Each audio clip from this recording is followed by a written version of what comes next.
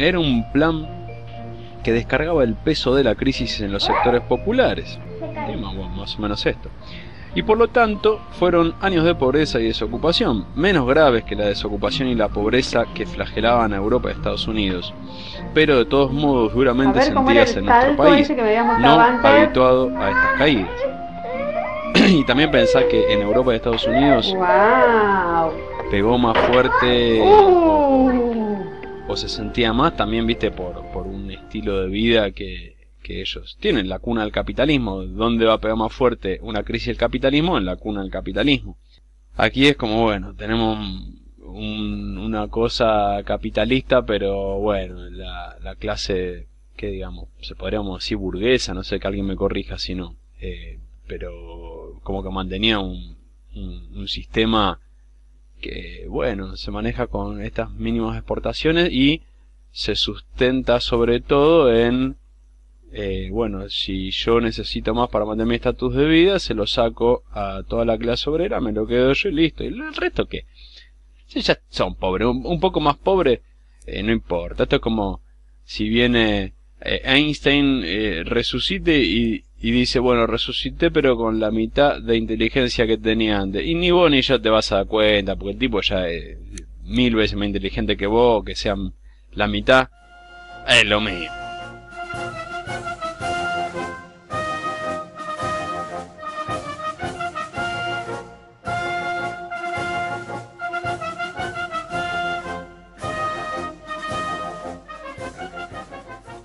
Y poco a poco, sin embargo, la vitalidad argentina fue aprovechando positivamente algunos de los efectos de la crisis. Podían importarse pocos bienes, entonces el ingenio criollo empezó a improvisar pequeñas industrias textiles, metalúrgicas y de la alimentación para suplir la mercadería que no llegaba de afuera.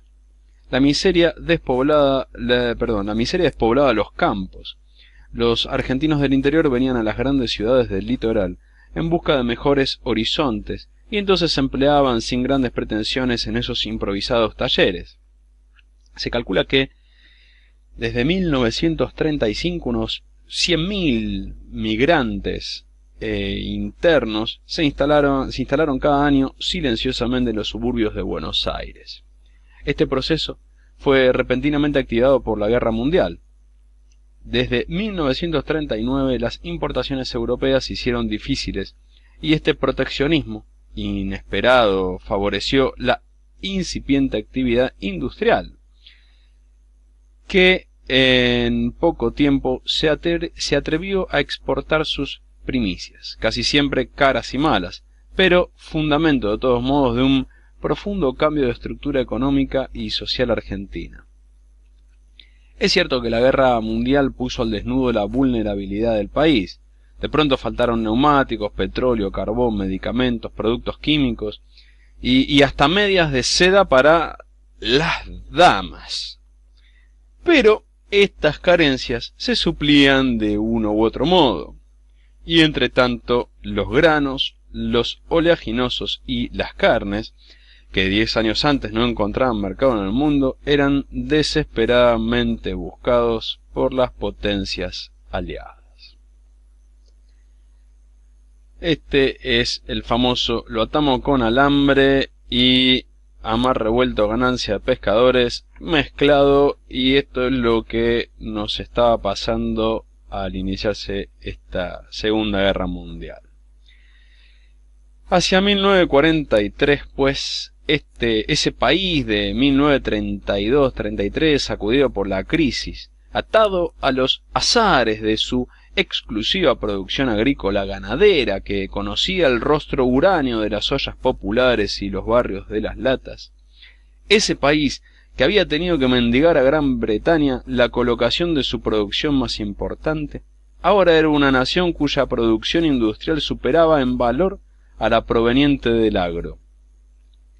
Vendía a los precios que quería, vivía un instante de plena ocupación y una euforia desbordante.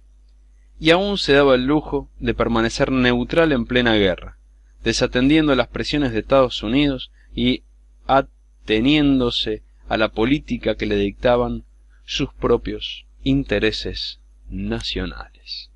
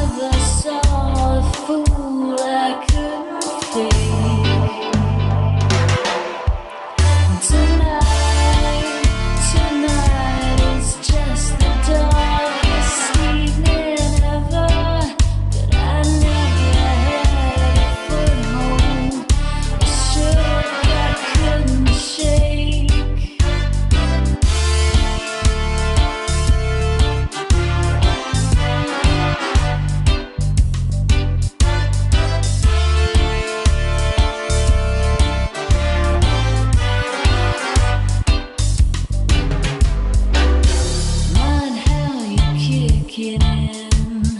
What have you been drinking? I'm leaving tracks, walking around your silhouette. It's in your head. Some things are never easily said. A better plan. We love the ones that we can hurt the best. And it looks like we're no good for one another. But I never had a fool I couldn't fake. And tonight is just the darkest ever color. But I never had a chokehold, a shook I couldn't shake. And I'm waving my wallet at the moon. And I'm firing a 100-gun saloon. I'm doing pirouettes, shuffling my lucky deck. Run the gun down.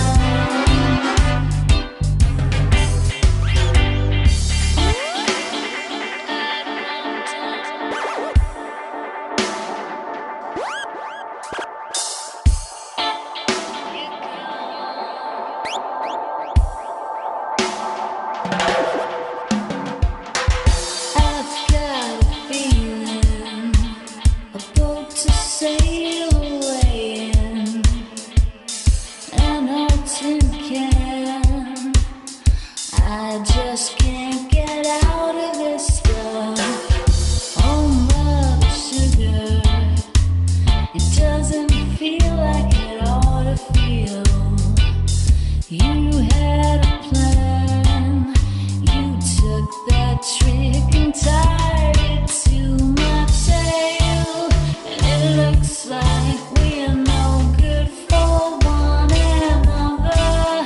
But I never saw a fool I couldn't fake.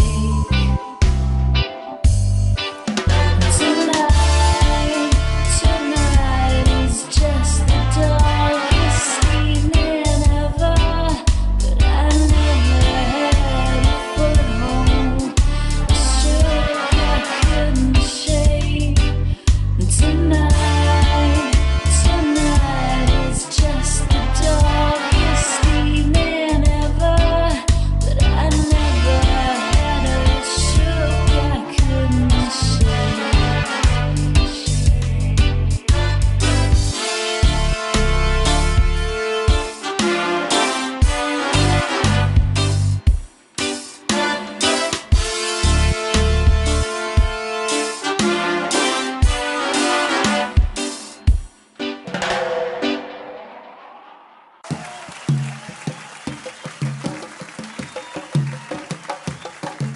Átomos de convivencia. Átomos de convivencia. Llegas a un lugar, subís al colectivo, ves al encargado del edificio y al menos le decís hola o gracias. ¿Vos viste cuánto mejor se pone todo? Un aporte de Danza de Palabras. Y aquí volvimos en Danza de Palabras, estamos leyendo este libro de Félix Luna. Estamos en 1943, el golpe de Estado. Continuamos. Animador de esta política desde 1940, era el vicepresidente, que después de la renuncia de su antiguo compañero de fórmula, se hizo cargo de la presidencia de la nación. El que renunció era Ortiz, y el que asume era Ramón Castillo, un catamarqueño lacónico y obstinado que había sido juez y profesor de Derecho. Su ingreso a la política fue tardío, después de 1930. Se refiere a tardío después de 1930, cuando yo era grande, y no, por ejemplo, a las 9 de la noche, ¿no? Tardío después de 1930. cuando ya estaba jubilado de su magistratura judicial. Pero hizo una carrera vertiginosa favorecido por una serie de casualidades y ayudado por su prestigio de jurista y su aspecto de abuelito provinciano. Eso es algo bueno de tener, ¿no? Un aspecto abuelito provinciano te puede ayudar en muchas ocasiones, desde cruzar la calle hasta ser eriprievke y tener que esconderse en un pueblito. Y acá cuenta don Félix que este Ramón Castillo era de breve estatura, se refiere petizo, ¿no? Piel tono mate y un cabello blanquísimo que combinaba con un bigote no menos albo, que le aparentaban más edad de la que realmente tenía, 67 años al asumir la presidencia. Conservador por tradición y convicciones, Castillo disentía con Ortiz sobre la conveniencia de una auténtica democracia. Prefería tutelar los destinos del país mediante el manipuleo de minorías esclarecidas que lo libraban de la demagogia y el desorden. Ojo al piojo, acordate que antes decía de Félix que el presidente Ortiz, mal que mal, quería arreglar el moco que se había echado y quería más o menos legalizar un poco la cuestión que hacía. Castillo no. Castillo disentía con esta conveniencia, una auténtica democracia. No, él prefería hacer las cosas de otra manera. Resulta que cuando Ortiz delegó el mando, el vicepresidente se movió con suma delicadeza en su poder provisional, porque se ignoraba si el enfermo podría retornar pronto a la Casa Rosada. A medida que pasaban los meses, Castillo se fue afirmando. Desprendiéndose de los ministros anteriores, colocó a sus propios hombres en los puestos clave y cuando a mediados de 1942 asumió la primera magistratura en plenitud de facultades, ya manejaba con soltura todas las teclas de la política.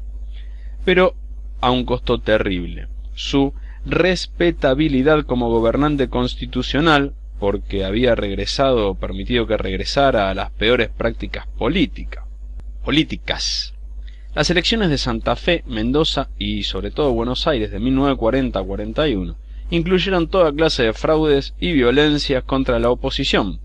Varios dirigentes radicales fueron asesinados, entre ellos un general retirado.